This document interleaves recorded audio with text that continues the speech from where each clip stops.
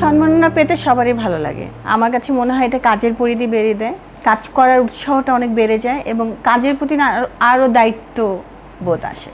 প্রত্যেকটা না মানে সফলতার একটা যে আনন্দ, একটা মানুষ থাকে না যে মানুষ যখন একটা জায়গায় পৌঁছায়, যখন বলে এটা টুম্পাপুর রেস্টুরেন্ট বা আমি টুম্পাপুর রেস্টুরেন্ট, আমার খুবই ভালো লাগে এবং আমার কাছে মনে হয় যখন এরা বলে আমার মনে হয় আরও কিছু করি, খুবই আনন্দ বোধ করি। আমি না আসলে এইটা নিয়ে কখনো চিন্তাই করি না আসলে কে মনে রাখে আর কে মনে রাখে না, এটা যার যার পার্সোনাল ব্যাপার এবং এটা সম্পূর্ণ তার বিবেক এবং তার থাকে না যে আমি যেমন এখনও আমার গুরুদের আমি ভুলি না, আমার সিনিয়রদের আমি ভুলি না, আমার টিচারদের আমি ভুলি নাই এবং আমি এখন পর্যন্ত আমার জুনিয়রদের থেকে যা শিখি, আমার স্টুডেন্টদের থেকে যা শিখি বা আমি আমার কলিগদের থেকে যা শিখি সবসময় শুকরিয়া আদায় করি। বিকজ আমি যখন মানুষকে সম্মান দিতে পারবো তখনই মানুষ আমাকে সম্মান দিবে। আর যদি কেউ মনে না রাখে সেটা একান্ত তার পার্সোনাল ব্যাপার, কিন্তু আমি মনে করি প্রত্যেকটা মানুষের তার পায়ের নিচে মাটির মধ্যে তার পাটা রাখা উচিত, কারণ মাটি থেকে পাটা উঠানো উচিত না। যে কোনো জিনিস যদি পরিশ্রম না করে আসে তাহলে ওই জায়গাটা বেশি দিন স্টে করে না, সেই জায়গাটা থাকেও না। সো এই কারণে যে মানুষ অনেকে বলে যে এত সেলিব্রিটি আসে তারা হারায় যায়, কারণ তারা তো ওই ধৈর্যটা নাই, পরিশ্রমটা নাই। আমার কাছে মনে হয় পরিশ্রম করে যে জিনিসটা পাওয়া যায়, যে সেটার প্রতি যে ভালোবাসা, সেই সম্মানটা থাকে, যেটার প্রতি সেই মানে থাকে না যে কষ্টের পরে যে একটা মানে প্রাপ্তি, সেটা কিন্তু তাদের কাছে নাই বলে তারা হারিয়ে যায়।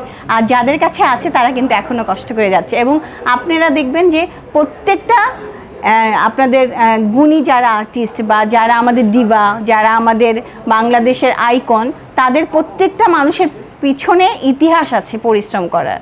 সো পরিশ্রম করতেই হবে, পরিশ্রম ছাড়া কোনো ওয়ে নাই। দেখেন, ভাইরাল হওয়াটা দুই ধরনের হতে পারে, একটা ধরেন পজিটিভভাবে, একটা নেগেটিভভাবে। আপনি পজিটিভভাবে হচ্ছেন কি না কাজের জন্য সেটা কিন্তু অন্য জিনিস। কাজের জন্য যদি ভাইরাল হয় সেটা সম্মান অন্যরকম, সে কাজ দিয়ে তার জায়গা তৈরি করেছে, সে ভাইরাল হয়েছে।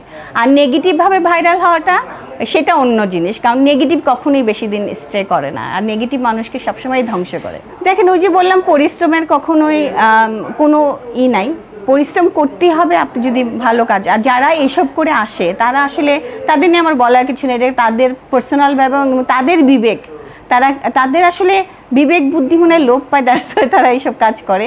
আমার কাছে মনে হয় কখনো সলিড আর্টিস্ট যারা আসলেই পরিশ্রম করে আসছে তারা কখনো এই কাজটা করতে চায় না, এবং যদিও তারা ভাইরাল হয় তারা পরিশ্রমের কারণেই ভাইরাল হয়। দেখেন, আমরা তো সবসময় পরিশ্রম করে আসছি, পরিশ্রমের কোনো মানে পথ নাই।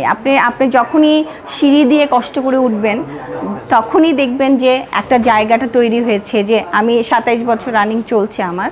সো আমরা অনেক পরিশ্রম করেছি, আর যারা পরিশ্রম না করতে পারে তারা তো হারিয়ে যায়। আর আমি মনে করি পরিশ্রম মানুষকে করতে হবে, টাইম মেনটেন করতে হবে, হাম্বেল হতে হবে, মানুষের সাথে ভালো বিহেভ করতে হবে। আর সব সময় মনে রাখবেন আপনি যেইভাবে আপনার সৌন্দর্য ফুটিয়ে তুলবেন কাজের গুণে, সেটাই হচ্ছে আপনার মানে বংশ পরিচয়, সেটাই হচ্ছে আপনার কর্ম। আমি আসলে আমার জায়গা থেকে আমি হ্যাপি। আমার কাছে মনে হয় যে আমার চাহিদা কম, আমি যতটুকু করি আমি ভালোবেসে করি। আমাকে আমার দেশ বলেন, আমার দেশের বাইরে বলেন, আপনারা অনেক সম্মান করেছেন, যেই সম্মানটা পেয়ে আমি আজকে অনেক ভালো কাজ করছি এবং আমার মনে হয় আরও চেষ্টা করব ভবিষ্যতে ভালো কিছু করার। এবং আমার কাছে মনে হয় যে ভবিষ্যতে আরও কিছু ভালো আর্টিস্ট আমি দিতে চাই, ভালো কিছু কাজ করতে চাই, জানি আমি মরে গেলে মানুষ মনে রাখে যে এটা বুলবুল টুম্পার স্টুডেন্ট। সো আমি ভালো কিছু করে আপনাদের মাঝে বেঁচে থাকতে চাই।